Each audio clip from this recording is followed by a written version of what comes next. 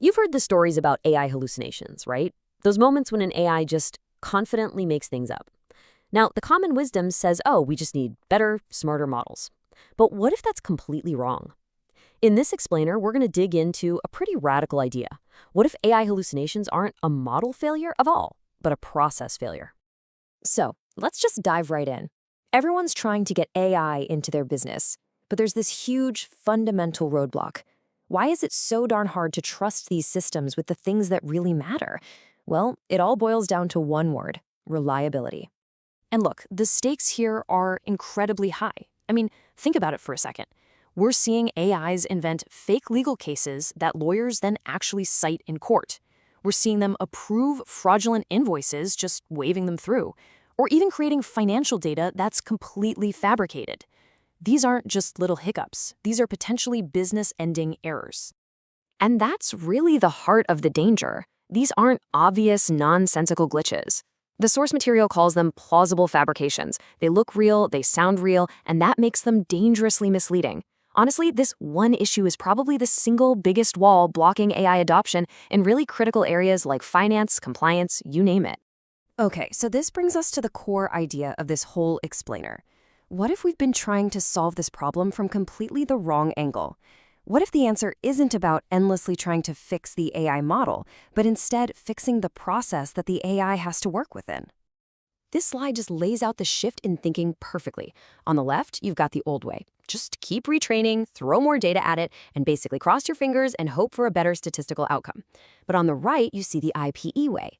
This is about engineering. You're not hoping anymore, you're defining the rules, you're constraining the AI's choices, and you're demanding that it explain itself every single time. And this quote right here, this is the absolute heart of it. Hallucinations are treated as process failures, not model defects. The moment you make that mental shift, your entire strategy for building reliable AI has to change. You stop blaming the tool and you start architecting a better blueprint for it to follow. So the real takeaway here is this: we need to stop chasing this phantom of a perfect, all-knowing AI. Instead, the focus has to shift to building a disciplined, auditable, and super tightly controlled process that even a pretty good AI can execute reliably time and time again. So what is this solution? Well, it's a framework called integrated process excellence. And probably the best way to think about it is this. Imagine applying the same kind of hardcore industrial-grade quality control that you'd use to build a jet engine, but applying that rigor to how an AI makes a decision. So what is IPE, really? It's a framework designed from the ground up to just systematically stamp out ambiguity. It essentially takes away the AI's ability to guess or to improvise. By creating this incredibly clear and well-defined process, it kind of starves hallucinations of the oxygen they need to exist, even before the AI gets to work. I love this analogy because it makes it so clear. You could have the most skilled pilot in the world, but we would never bet the safety of an entire flight on their skill alone, right? We rely on a rigorous pre-flight checklist. That's a defined process. IP is that checklist for your AI. It manages the process to make sure you get a safe and reliable outcome every time. All right, so how do we actually do this? How do we put it into practice? Let's open up the IPE control playbook and take a look at the actual steps for building these critical guardrails for your AI. The foundational idea here is really simple. You have to strategically and intentionally limit the AI's options. Hallucinations absolutely thrive in ambiguity, right?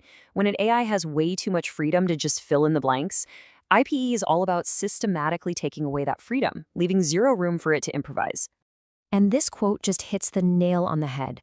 Constraints outperform intelligence. You know, in a business setting, a well-constrained system that's predictable and reliable is infinitely more valuable than some super intelligent one that could go completely off the rails at any moment. It's a powerful idea, and for a lot of people in the AI world, it's also a really counterintuitive one. The IP approach basically breaks down into these 3 key steps. First, you have to define the sandbox the AI is allowed to play in. Just get rid of all the ambiguity from the very beginning. Second, you require the AI to show its work, to provide proof for its answers. And finally, you validate the output based on its structure and its logic, not just on some statistical probability. So let's dig into that first step, creating what's called a defined decision space, or DDS. The best way to think of it is like programming a vending machine.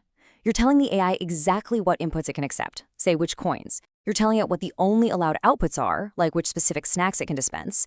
And just as important, you're telling it what outputs are explicitly forbidden. No refunds, no half-eaten sandwiches, none of that. What this really means is that a DDS shuts down the very conditions that let hallucinations happen in the first place.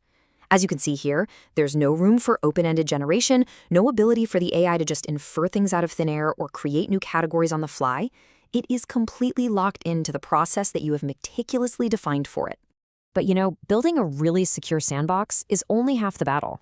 The second and equally critical part of this whole control system is forcing the AI to justify every single decision it makes inside that sandbox. And it has to do it in a structured, verifiable way. And this right here is a really critical distinction to make. In the IPE framework, the explanation isn't just some report you look at after the fact. It is a control mechanism. The AI must be able to produce a valid, structured explanation for its output to even be considered complete. If it can't explain itself, the output is automatically rejected. It's a non-negotiable gate it has to pass through. And here you can see how this all comes together in the full execution model. This table just lays out the 5 phases, starting with defining the process and its constraints, all the way through to that final rigorous validation step. The main thing to see here is that this isn't some vague philosophy. It's a repeatable, auditable engineering discipline. So, what's the big payoff for all this discipline? Well, it unlocks the use of AI in situations that were frankly considered way too risky before. This approach takes mission-critical AI out of the realm of the impossible and actually makes it possible. Seriously, just think about what this enables.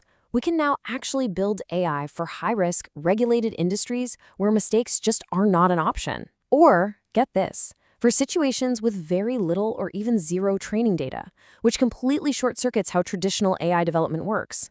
By focusing on a well-defined process instead of massive datasets, IPE lets you deploy AI confidently in the toughest environments, which are usually the exact places you need it the most. It all comes back to this one fundamental insight. AI reliability is a function of process definition, not model intelligence. If you want enterprise-grade AI that you can actually bet your business on, you don't chase a smarter model. You engineer a smarter, more reliable process. So, if you take away just one thing from this entire explainer, let it be this. Building trust in AI isn't an arms race to build bigger and bigger models. It's about the discipline of engineering a better, safer, and more controlled process for that intelligence to operate within. And that leaves us with a final, pretty provocative question to chew on. Is the real future of AI not about creating some kind of infinite intelligence, but about mastering the art of enforcing intelligent constraints? Thanks for tuning in.